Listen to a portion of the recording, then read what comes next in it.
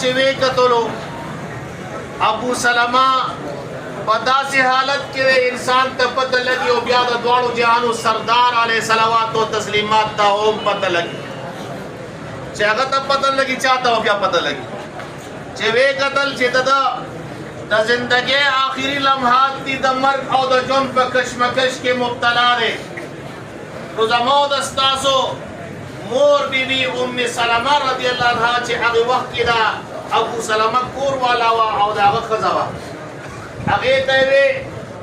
چې دا ابو سلمہ حالات داسې دي چې په دې حالاتو کې ددا مرګ راتلو والا دی نو زتا ته یو دو خبرې کوم یو چې کله ابو سلمہ وفات شي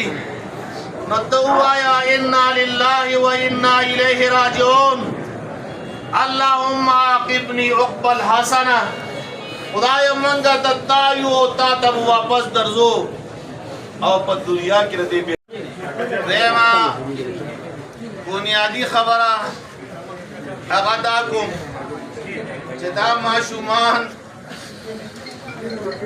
اسم د جنت مرغې دي پدوی باندې نه د الله حق شته نه په د رسول الله حق شته نه په د بنده حق شته او بیا د دوی مور فلار او د شهادت په مقدسه رتبه باندې دا 15 واړه مرګري لاړل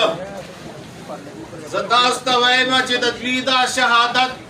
د خپل نجات سبب او ذریعہ وګرځوي تاسو به ان شاء الله العزیز منګه ټول په اخلاص باندې جنازه کو او الله تبارک وتعالى ته بجرګه کو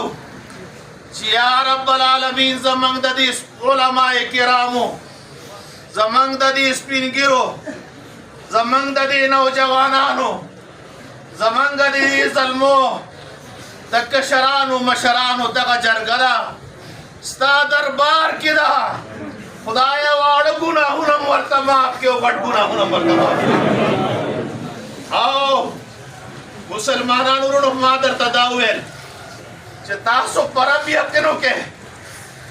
چې د خپل ځان د نجات دپاره په اخلاص جنازو کې چې دا عمل هم قبول شي او الله تبارک وتعالی زمونږ هم ګناه معاف کړي ما درته ویل چې دا شهادت د دوی دا زمنګ د نجات سبب دی لیکن یو بل پهلو یې شته دی هغه بل پهلو زه ستاسو مخې ته एकदम په ډېر ادب او احترام سره एकदम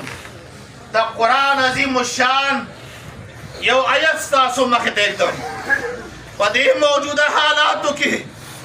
الله فرمایي ولنذيقنهم من العذاب الادنى دون العذاب الاكبر لعلهم يرجعون تاسو باندې د قیامت د عذاب لړوان دي په دنیا کې لګي لګي داسې وړې داسې معمولی ټونګي در کوم دې د فار در کوما چې دا باقی مانده کم خلق دي وی خپل قبله درست کې الله تبارک وتعالى وی زما قدرت هغه دغه دی چې دوی پرون د مړي نه راپاسول او دې د پاره راپاسول چې دا مونځ دا دغه حالات ناسازګار دي چې په وخت کور ته لاړ شو